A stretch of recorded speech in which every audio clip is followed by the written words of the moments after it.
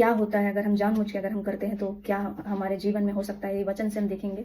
जैसे कि यहाँ पहला कुरिन्थियों 7 का 16 में ऐसा कहता है, क्योंकि हे स्त्री, क्या तू जानती है कि तू अपने पति का उद्धार कर लेगी?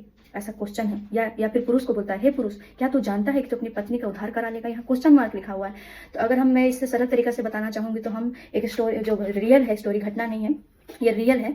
हम लोग जैसे जानते हैं, सिमसोन के बारे में हम जानते हैं, जो कि क्या करता है, वो जन्म से ही परमेश्वर ने उसे कुछ बोला था कि ऐसा मत करना, अपने बाल नहीं कराना, ऐसे लोगों में उनका विवाह नहीं होना चाहिए। पर वो क्या करने लगा, एक स्त्री से वो प्रेम करने लगा। और जब वो प्रेम करने लगा और उसके माता पिता ने जब उन्हें बोला कि तुम इस स्त्री से शादी मत करो, मत करो, पर वो अपने मन की इच्छा के अनुसार जब उसने किया, तो हम देखते हैं कि क्या हुआ, उसका मैरिज लाइफ अच्छा नहीं चला, ज़्यादा दिन नहीं चला। और क्या हुआ, वो उसका मैरिज डिस्ट्रॉय हो गया, खत्म हो गया। पर जब आगे देखते हैं कि पर भी वो परमेश्वर में बलवान था। हम देखते हैं कि कितने लोगों को उसने मारा, कितने लोगों को उसने मार गिराया।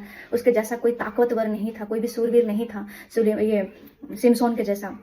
पर उसके जीवन में और एक स्त्री आई, और जब वो स्त्री उसके जीवन में आती है तो उसे उसका राज पूछती है कि तेरा ताकत का क्या राज है बोल के। और पर उसको मना था, उसको जन्म से ही पता था कि मुझे ऐसी स्त्रियों से शादी नहीं करना है, ऐसे स्त्रियों के साथ मुझे नहीं रहना है। पर उस स्त्री ने अपने चिपड़ी चपड़ी बातों में उसे फंसा कर उसका ताकत का राज को पूछ लेती है। वो परमेश्वर के बारे में उस स्त्री को बताता है कि मैं जन्म से ही मेरे ऊपर ऐसा मतलब परमेश्वर का अभिषेक है कि मुझे कोई हरा नहीं सकता, मेरे अंदर ऐसा है।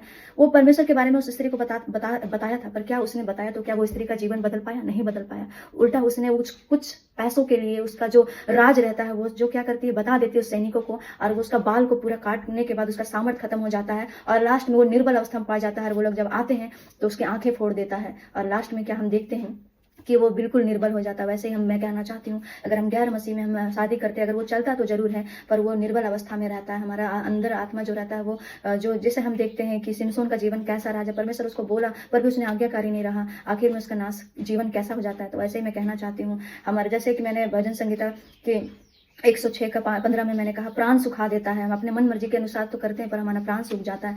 उसी तरह मैं कहना चाहती हूँ, सिमसोन एक उदाहरण है कि कैसे दलीला के प्यार में, और उसने जो शादी किया था उसके जीवन को कैसे नाश किया, और वो उसका जीवन कहाँ नाश हुआ। तो मैं कहना चाहती हूँ, परमेश्वर में बने रहे। अगर आप ब्रांड देखते हैं तो आप हर एक चीज़ में ब्रांड, कपड़े में, हर एक चीज़ों में टैग देखते हैं। तो मैं बोलना चाहती हूँ, अगर आप देखना चाहते हैं तो आप परमेश्वर का टैग देखें, परमेश्वर का ब्रांड देखें कि हाँ सच में इसमें ये व्यक्ति में परमेश्वर का छाप लगा है कि नहीं, ये परमेश्वर का व्यक्ति है या नहीं, बपतिस्मा लिया हुआ है या नहीं, प्रभु का डर भय है या नहीं, ये सही में मसीह है या नहीं। आज नामधारी मसीह नहीं, जो मसीह का प्रेमी, जो उसका पागल, उसके लिए दीवान है, वो ऐसा जीवन साथी आपको चाहिए। प्रियो, मैं कहना चाहती हूँ, अगर वैसा जीवन साथी मिल जाएगा तो आपका जीवन एक आनंद में, जैसे कि मैं कहना चाहती हूँ इसहाक के लिए, जब उसका पिता ने, जैसे परमेश्वर ने कहा था कि तुम वैसी स्त्री से शादी मत दिलाना, पर जब अपने पिता का बात सुनकर जब उसको वो अपने जिसे विवाह करता